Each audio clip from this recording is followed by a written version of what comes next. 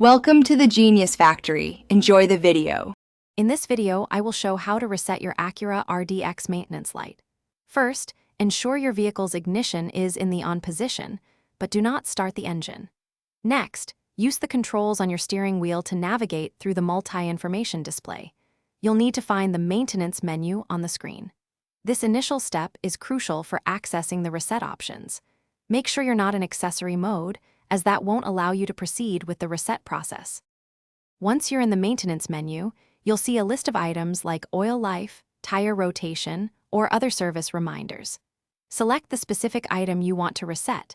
After highlighting your choice, press and hold the Cell/Reset button, usually located on the dashboard or steering wheel, for approximately 10 seconds. The system will then prompt you to confirm the reset on the display screen. This action clears the selected reminder. If you've completed multiple service tasks, you might want to reset all maintenance reminders simultaneously. Instead of selecting individual items, choose the All Due Items option within the maintenance menu.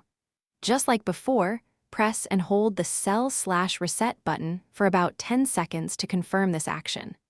Once the reset is successful, your Acura RDX's maintenance light will turn off, indicating that the system has been updated and is ready for your next service interval.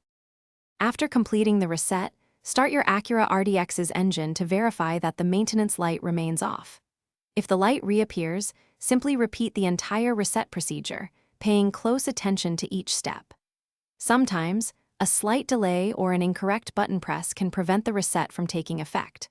Also, for an effortless home, check the description for a link to the Shark AI Ultra Robot Vacuum and other great deals. This ensures your vehicle system is accurately updated and ready for the road ahead.